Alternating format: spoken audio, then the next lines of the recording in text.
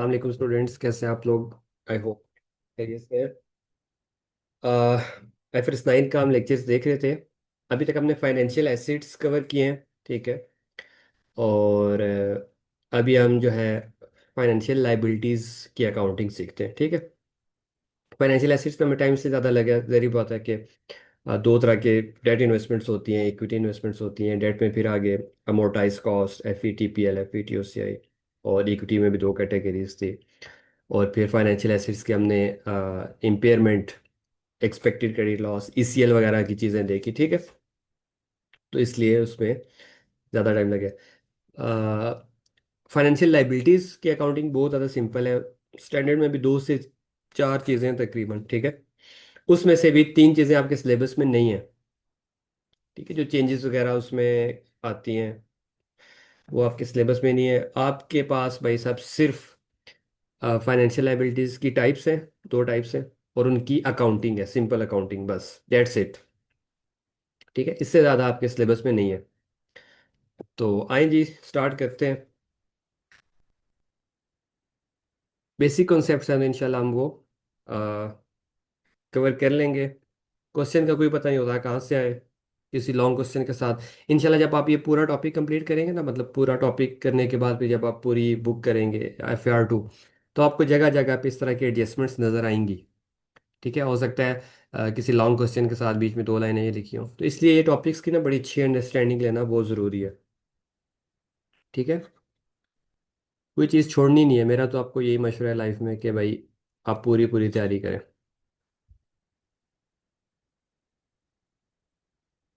और ये मज़े के कॉन्सेप्ट हैं, अगर आप इनको सही समझ के करते हैं ना, तो आपको मतलब रियल लाइफ में भी मज़ा आएगा, इंटरेस्ट डेवलप होगा कि यार हाँ ये चीज़ है, इसकी ये अकाउंटिंग करें, ऐसे ऐसे, ठीक है। फाइनेंशियल लाइबिलिटीज़, फाइनेंशियल लाइबिलिटीज़ को अगर मैं तीन वर्ड्स में लिखूं तो ये क्या होती है? एनीथिंग पेएबल इन कैश, बस ये डेफिनेशन है। कुछ भी कैश में आपने पे करना है तो वो आपकी फाइनेंशियल लाइबिलिटी है, ठीक है। कोई भी चीज़ आपने कैश में पे करनी है तो वो आपकी financial liability, anything payable in cash, ठीक है। फॉर एग्जांपल क्रेडिटर्स, जिससे आपने उधार पे चीज़ें ली, अब आपने उसको क्या करना है? कैश में पेमेंट करनी है, तो क्रेडिटर्स। इसी तरह लोन पेएबल, किसी से आपने लोन लिया, पैसे लिए, अब आपने उसको पे करना है, तो लोन पेएबल भी क्या है? पेएबल इन कैश है, फाइनेंशियल लाइबिलिटी है। इसी तरह बॉन्ड्स या TFCs जो आप इशू करते हैं, मार्केट में आप इशू करते हैं।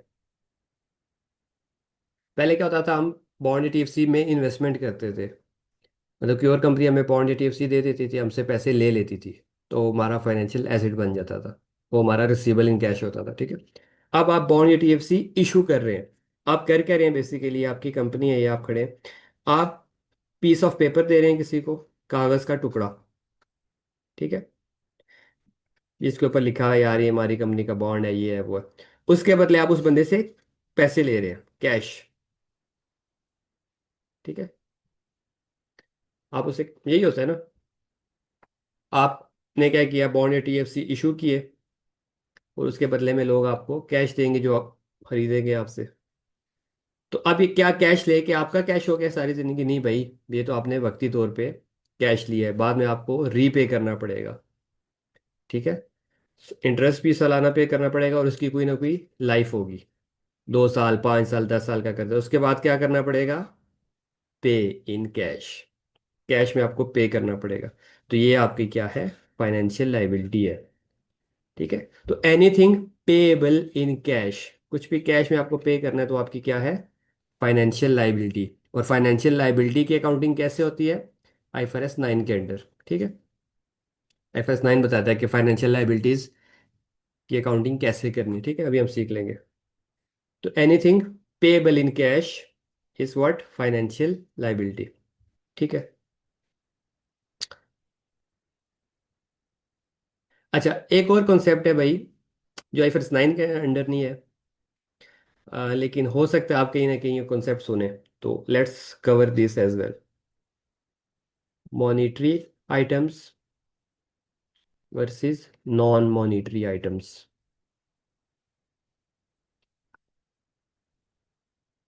ठीक है, ये एक करेंसी वाला चैप्टर होता है, करेंसी वाला। ठीक है, IAS आई थिंक 21 है, उसके अंदर ये कॉन्सेप्ट होगा। ठीक है, अब आई डोंट नो आपके सिलेबस में है या नहीं, बहरहाल हम पढ़ लेते हैं क्योंकि कैफ के लेवल पे ये ज़रूरी है। मॉनेटरी आइटम्स वो होते हैं जो कि कैश के अंदर फिक्स्ड होते हैं। फिक्स्ड फिक्स्ड रिसीवेबल या पेबल। आप रिसीव भी कर सकते हैं, पे भी कर सकते हैं, लेकिन अमाउंट उसकी क्या हो, फिक्स्ड हो और कैश में हो। ठीक है, फिक्स्ड कोई भी अमाउंट आपने कैश में लेनी या देनी है तो उससे हम क्या कहेंगे, वो यार मॉनेटरी आइटम है। और नॉन मॉनेटरी क्या है, जो कैश में, ठीक है, कैश में अगर कन्वर्ट करने जाओ, कैश में कन्वर्ट करने जाओ तो फिक्स्ड ना हो, फिक्स्ड ना हो, नॉट फिक्स्ड, उसका कैश फिक्स नहीं है। फॉर एग्जांपल, इन्वेंट्री, आपके पास इन्वेंट्री है जी, कभी उसकी कॉस्ट ज़्यादा होगी, कभी एनआरवी ज़्यादा होगी, उसकी कीमत कोई फिक्स नहीं है। कोई बंदा आज इन्वेंट्री लेके 2 महीने बाद ये नहीं कह सकता कि यार इसकी वैल्यू है, या तो वैल्यू बढ़ जाएगी या कम हो जाएगी। हाँ, कोई बंदा 100 रुपये का नोट लेके अगर ये कहे ना कि ₹100 कि आज ये 100 रुपये हैं, 6 महीने बाद भी ये 100 का नोट 100 रुपये का ही होगा, वो अलग बात है। जो करंट करेंसी हमारी डी वैल्यू होती है वो एक अलग मसला है, लेकिन 100 रुपये की वैल्यू 100 रुपये ही होगी। ठीक है, फिक्स्ड है। इसी तरह किसी रिसीवेबल से आपने 500 रुपये लेने हैं तो उस रिसीवेबल से आपने 500 ही लेने हैं, वो ये नहीं कह सकता कि यार चीज़ की वैल्यू ऊपर नीचे जा रही है। ठीक है, मॉनेटरी क्या होती है, जो कि कैश में लेना या देना है, लेकिन अमाउंट क्या हो जाएगी, फिक्स्ड, फिक्स्ड इन कैश। और नॉन मॉनेटरी क्या है, जो कैश में फिक्स्ड नहीं होते। ठीक है, आए ज़रा बुक में आपकी सर्च करते हैं, वैसे होना चाहिए यार मॉनेटरी नॉन मॉनेटरी वाला कॉन्सेप्ट।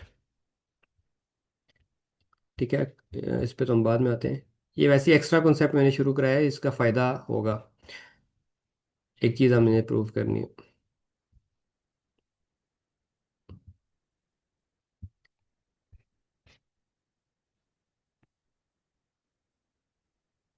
ये देखें, IAS 21 है आपके सिलेबस में। ठीक है, फॉरेन करेंसी। तो चलें जी, 183 पेज पे जाके उसको पढ़ लेते हैं। ये देखो जी, सामने ही आ गया माशाल्लाह। Monetary versus non monetary items.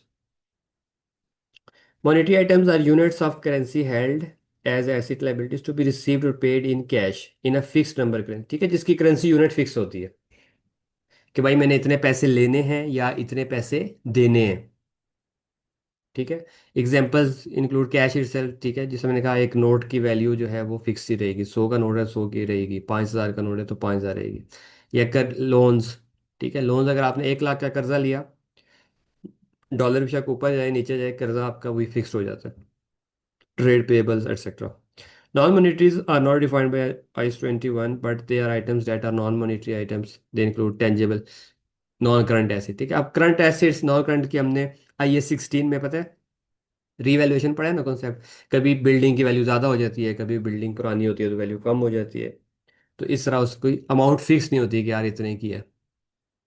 ठीक है, एक डीलर आएगा वो उसकी अमाउंट कुछ और बताएगा, दूसरा आएगा कुछ और बताएगा। हाँ, 100 रुपये के नोट की जो वैल्यू है वो सारी पूरे पाकिस्तान में 100 की नोट की वैल्यू 100 ही होगी, तो वो मॉनिटरी है। ठीक है, मॉनिटरी आइटम्स और नॉन मॉनिटरी। ठीक है, इसकी एग्जांपल्स आप नीचे देख लीजिएगा। बहरल, हम अपने टॉपिक पे वापस आते हैं।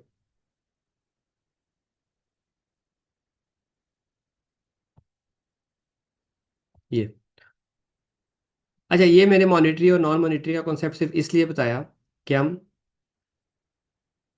फाइनेंशियल एसेट्स और लाइबिलिटीज को कंपेयर कर सकें। ठीक है,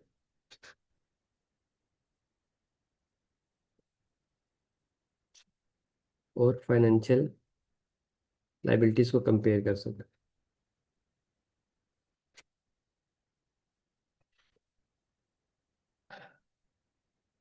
क्या तमाम फाइनेंशियल एसेट्स मॉनिटरी होते हैं?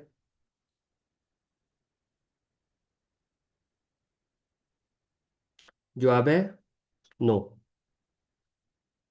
क्यों? क्योंकि फाइनेंशियल एसेट्स में दो टाइप्स हैं, डेट इन्वेस्टमेंट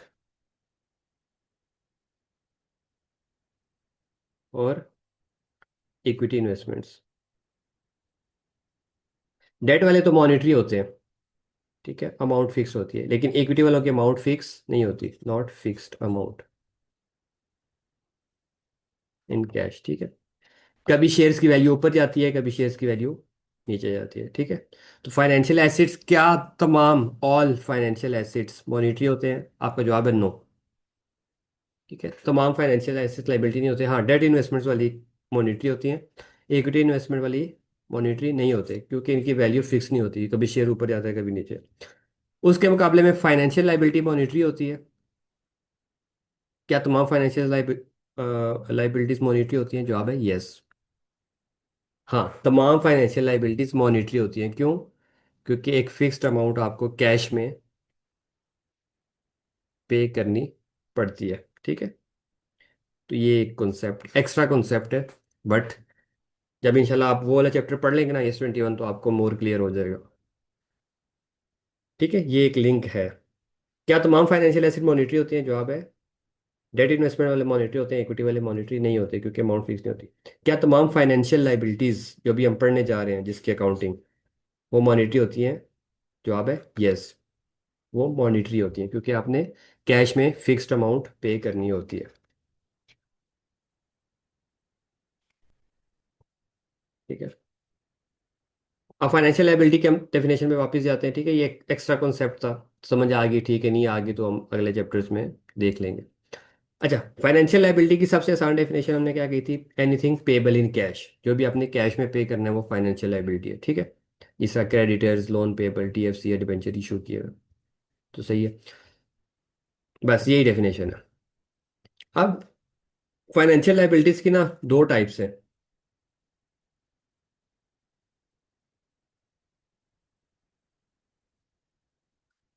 ठीक है। जिस तरह एसिड में हमने कैटेगरीज देखी थी ना, तो फाइनेंशियल लाइबिलिटीज की, FL फाइनेंशियल लाइबिलिटीज की दो तरह की टाइप्स है। एक है अमोर्टाइज कॉस्ट, दूसरी है FVTPL, ठीक है जी। फाइनेंशियल लाइबिलिटीज की दो टाइप्स है सिर्फ, amortise cost, FVTPL। Amortise cost acid क्या होता था जो हम एंड तक रखते थे, तो तो अमोर्टाइज कॉस्ट फाइनेंशियल लाइबिलिटी क्या होगी? जो आखिर तक रखनी है, टिल एंड ऑफ लाइफ, ठीक है। जो आखिर तक आपने रखनी है, वो क्या हो जाएगी? फाइनेंशियल लाइबिलिटी अमोर्टाइज कॉस्ट, ठीक है। जिसकी आपकी इंटेंशन है क्या? आखिर तक रखनी है। इंटेंशन क्या है? कि आपने आखिर तक रखनी है, तो वो फाइनेंशियल लाइबिलिटी क्या होगी? Amortise cost. और जो वक्त से पहले ख़त्म कर देनी है, ठीक है, मेच्योरिटी से पहले, ठीक है,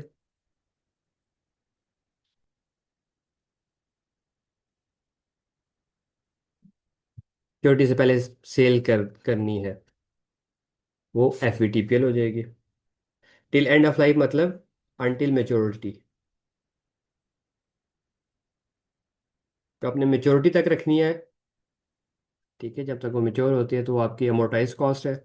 और जो आपने मेच्योरिटी से पहले सेल कर देनी है, वो FVTPL फाइनेंशियल लाइबिलिटी है, ठीक है। अब इसमें क्वेश्चन क्या आता है?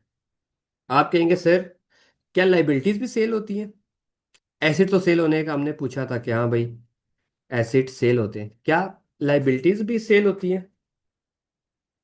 मैंने ये कहा ना, जो लाइबिलिटी आपने आखिर तक रखनी है, till end of life, until maturity, maturity तक रखनी है, वो हो जाएगी अमोर्टाइज कॉस्ट फाइनेंशियल लाइबिलिटी, उसकी अलग से अकाउंटिंग है। और जो आपने मेच्योरिटी से या लाइफ से पहले सेल कर देनी है, वो क्या होगी? FVTPL फाइनेंशियल लाइबिलिटी, उसकी अलग से अकाउंटिंग है। तो सवाल है, क्या फाइनेंशियल लाइबिलिटीज भी सर सेल होती हैं? एसिड तो सेल होने का हमने सुना था, क्या लाइबिलिटीज भी सेल होती हैं? जवाब है यस, ठीक है। जवाब है यस, रियल लाइफ में ऐसा होता है। एसिड सेल करते हैं तो हम क्या करते हैं? एसिड देते हैं तो कैश लेते हैं, ठीक है। लाइबिलिटीज के केस में हम लाइबिलिटीज देते हैं तो साथ में कैश भी देते हैं कि भाई ये मेरी जिम्मेदारी है, ये तुम पैसा रखो और ये मेरी जिम्मेदारी लो। ठीक है, तो आप कैश भी देते हैं और लाइबिलिटीज भी देते हैं। एसिड कैसे सेल होता है? ठीक है, कि आप एसिड देते हैं तो आपको पैसे मिलते हैं। लाइबिलिटीज के केस में क्या होता है, लाइबिलिटीज किसी को सेल करनी है तो कोई बेवकूफ़ तो नहीं है कि आपकी जिम्मेदारी लेगा। वो पहले आपसे पैसे लेगा और फिर आपकी जिम्मेदारी लेगा। ठीक है, तो रियल लाइफ में ऐसा हो सकता है कि आप लाइबिलिटी सेल करनी पड़े, तो लाइबिलिटी आप सेल करेंगे तो साथ पैसे भी देंगे, तभी तो कोई बंदा आपको आपसे लाइबिलिटी लेगा। ठीक है, फॉर एग्जांपल आपने एक बिजनेस शुरू किया था, अब आप वो काम नहीं करना चाहते। ठीक है, आपने कई लोगों को पैसे देने, लेकिन आप वो अब एकदम ख़त्म भी नहीं करना चाहते कि आपकी मार्केट में रेपुटेशन ख़राब होगी, तो आप अपनी लाइबिलिटीज़ जो है वो किसी और को दे के सेल कर देंगे कि यार आज के बाद जो जो पेमेंट्स है ना, आप इन बंदों को देते रहना। ठीक है, तो वो लम सम करके आप उसको पैसे ट्रांसफ़र कर देंगे। ठीक है, लाइबिलिटी सेल कर देंगे और वो उसके बदले की और कंपनी जो है वो आपकी पेमेंट्स करती रहेगी। ठीक है, कोई भी डील हो सकती है, मेरा कहने का मतलब ये है कि फाइनेंशियल लाइबिलिटीज सेल हो सकती है। ठीक है, कोई बॉन्ड आपने इशू किया था मार्केट में। ठीक है, आपने किसी से पैसा लिया, बॉन्ड दे दिया। 2 साल बाद आप कह रहे हो कि यार मैंने तो 5 साल का एग्रीमेंट किया था, अब मैं अगर एग्रीमेंट तोड़ूंगा तो मुझ पर कोई पेनल्टी पड़ जाएगी और मैं अब ये काम नहीं करना चाहता। तो आप किसी और पार्टी को लाइबिलिटी असाइन कर दो। ठीक है, कि भाई तुम मेरे बिहाफ पे ये पूरी टर्म 5 साल पूरी करो। वो अब ऑब्वियसली आपसे कोई फीस चार्ज कर लेगा। ठीक है, फीस चार्ज कर लेगा और आपकी लाइबिलिटीज वो डील करता रहेगा। ठीक है, फीस भी चार्ज करेगा प्लस जितने पैसे देने हैं वो कैश भी लेगा। ठीक है, आप लाइबिलिटी पे से देंगे, कैश भी देंगे और साथ में कुछ फीस भी देंगे। बहरहाल जो आखिर तक रखनी है उसको हम क्या कहेंगे, अमोर्टाइज कॉस्ट फाइनेंशियल लाइबिलिटी, और जो पहले सेल करेंगे उसे हम FVTPL फाइनेंशियल लाइबिलिटी ट्रीट करेंगे। तो अब हम अकाउंटिंग पे आते हैं जी, amortised cost financial liabilities. Concept समझ आ गया ना आपको?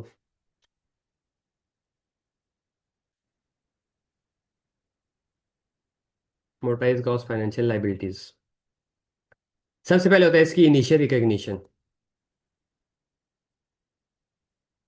कि इनिशियली किस पे रिकॉर्ड करो, तो स्टैंडर्ड ने क्या है, इसको इनिशियली रिकॉर्ड करो फेयर वैल्यू पर less minus transaction cost. Fair value minus transaction cost पे रिकॉर्ड करो। एसिड को हम कैसे रिकॉर्ड करते थे, fair value plus transaction cost.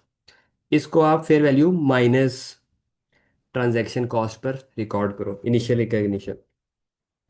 और बाद में क्या करोगे, सब्सिक्वेंट। ठीक है, टेबल बनेगा, टेबल। बस ये इसकी अकाउंटिंग है, बाद में टेबल बनेगा।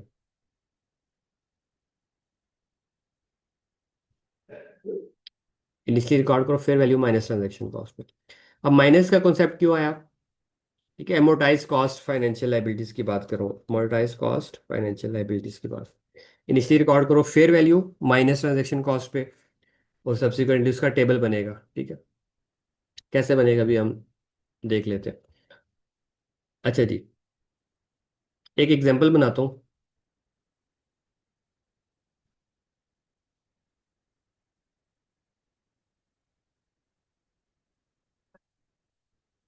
हम्म, आपने किए बॉन्ड्स इशू। ठीक है, 1,000 के बॉन्ड इशू किए और बॉन्ड इशू करने पे आपका खर्चा आ गया, ट्रांजैक्शन कॉस्ट। ट्रांजैक्शन कॉस्ट आपको लगेगी जी 20 रुपए की।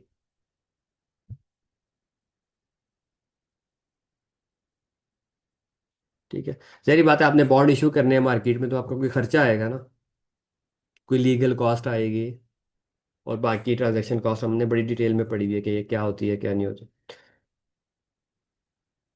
सही है, तो आप इसको रिकॉर्ड करो, तो कैसे रिकॉर्ड करोगे? बॉन्ड इशू किए हैं 1,000 रुपए के, तो आपको 1,000 रुपये लोगों ने कैश दिया होगा। ठीक है, तो एंट्री क्या होगी, कैश डेबिट 1,000 रुपये, फाइनेंशियल लाइबिलिटी क्रेडिट।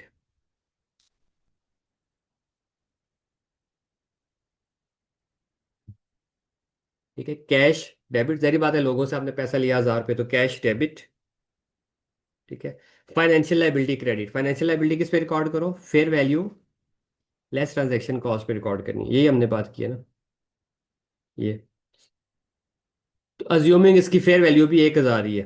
ठीक है, ये हम अज्यूम कर रहे हैं। ठीक है, अगर डिफरेंट होगी तो डिफरेंट लिख देंगे, मसला नहीं है। तो हमारे क्वेश्चन में इसकी फेयर वैल्यू भी 1000 है, तो 1000 माइनस ट्रांजेक्शन कॉस्ट कितनी है, 20। 20, तो 980, 980 पे रिकॉर्ड करो। और जो 20 का खर्चा हुआ है ट्रांजैक्शन कॉस्ट, वो भी कैश से ही हुआ है, तो कैश क्रेडिट।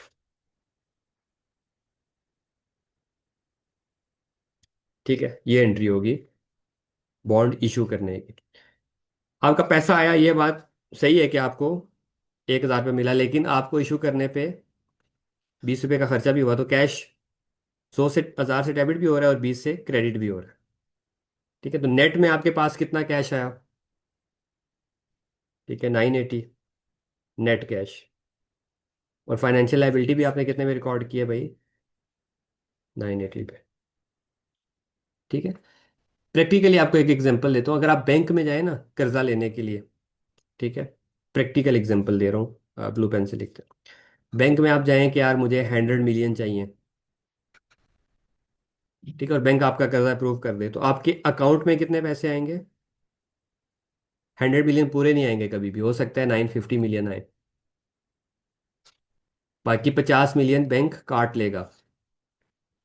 क्यों, प्रोसेसिंग चार्जेस, किसी ने लोन वगैरह लिया हो तो उसको बेहतर पता होगा, प्रोसेसिंग चार्जेस हैं जी, ये है वो है, ट्रांजैक्शन फीस है, इस तरह की नाम लेके बैंक। आपने बैंक को 100 मिलियन ही वापस करने हैं। ठीक है, ये बात याद रखिएगा, आपने 100 मिलियन ही वापस करने हैं, क्योंकि आपका 100 मिलियन का 100 मिलियन का कर्जा अप्रूव हुआ है। तो आपकी फाइनेंशियल लाइबिलिटी 100 है, लेकिन आपके अकाउंट में पैसे 950 मिलियन या 960 70 जितने भी हैं, बहरहाल कुछ ना कुछ अमाउंट काट के आपके अकाउंट में पैसे आते हैं। ठीक है, 100 मिलियन पूरे नहीं आते, लेकिन आपकी फाइनेंशियल लाइबिलिटी क्या होगी हमेशा, 100 मिलियन, क्योंकि बैंक को आपने 100 मिलियन ही वापस करना।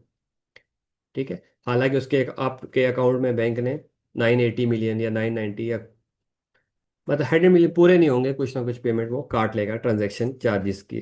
तो ठीक है, रियल लाइफ में बिल्कुल ऐसा ही होता है, ये रियल लाइफ है। तो स्टैंडर्ड भी हमारे क्या है भाई, रियल लाइफ की बेसिस पे बनाए गए हैं ना।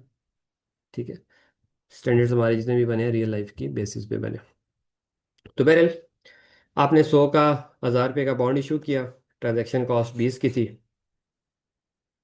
तो आप इसकी क्या एंट्री करोगे, जितने का issue, cash debit, financial liability किस पे रिकॉर्ड करो, fair value minus transaction cost पे। तो फेयर वैल्यू थी इसकी 1000, लेस ट्रांजैक्शन कॉस्ट है 20, तो 980 पे रिकॉर्ड होगी फाइनेंशियल लाइबिलिटी। और कैश को 20 से दोबारा क्रेडिट करो, क्योंकि कैश आपका खर्चा हुआ, तो नेट में कितना हुआ, 1000 का डेबिट, 20 का क्रेडिट, तो 980 का कैश डेबिट।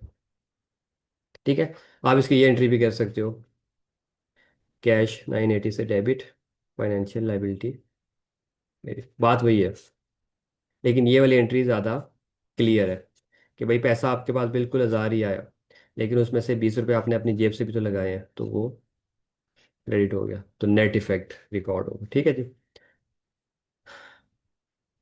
समझ आ गई बात। Cash debit, financial liability credit किस पे, fair value minus transaction cost पे। ठीक है, इसमें आप लोगों से पैसा ले रहे हैं, तो ये आपकी फाइनेंशियल लाइबिलिटी बनेगी। ठीक है जी, इनिशियल रिकॉर्डिंग होगी, fair value minus transaction cost पे रिकॉर्ड कर दो, तो हम ये एंट्री पास किया करेंगे। तो इनिशियल रिकग्निशन होगी। ठीक है, इनिशियल हम हमेशा यही एंट्री पास करेंगे। अब आते हैं सब्सिक्वेंट मेजरमेंट पे, कि बाद में उसके साथ क्या करना है, पहले दिन तो उसको रिकॉर्ड कर दिया, सब्सिक्वेंट मेजरमेंट कैसे होगी, बाद में उसको कैसे रिकॉर्ड करना। तो भाई मैंने कहा इसका टेबल बनेगा, टेबल वही है जिस तरह मोटाइज कॉस्ट का था यहाँ पे,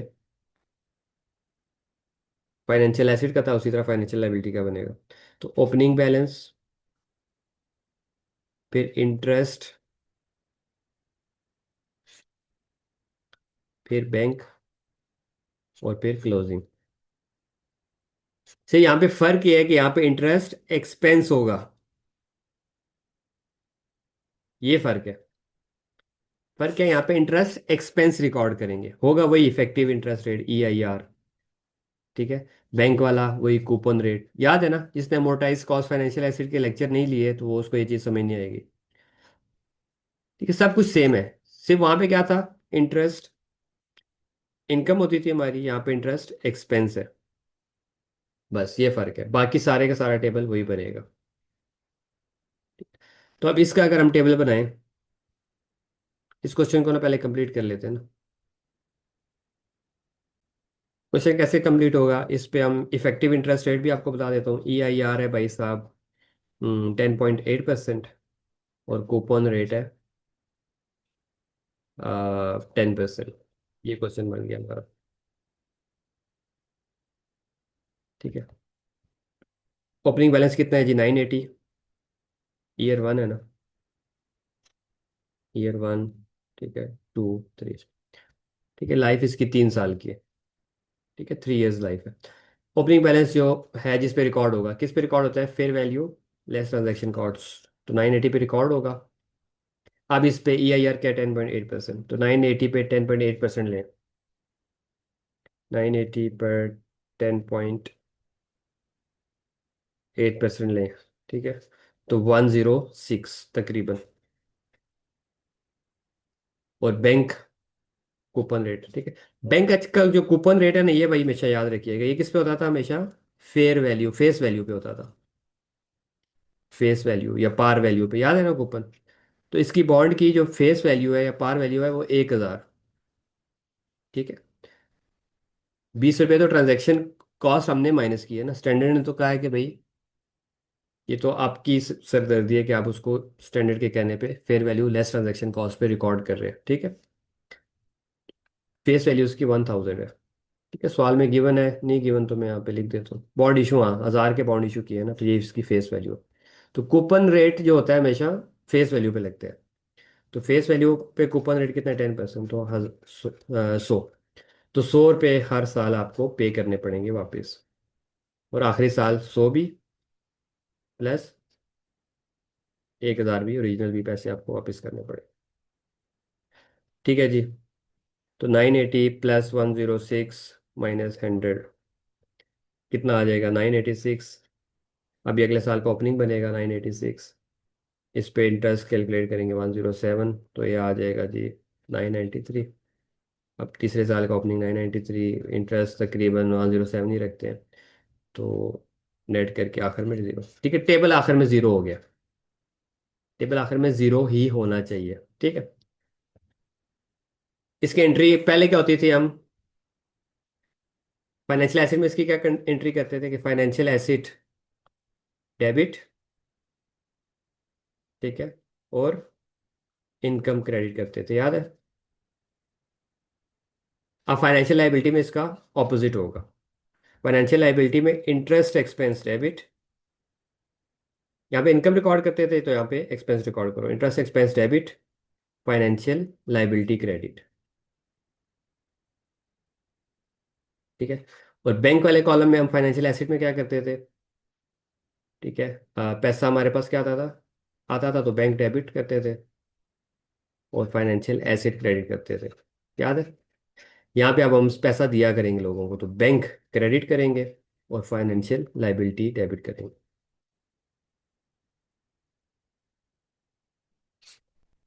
ठीक है, ये एंट्री है।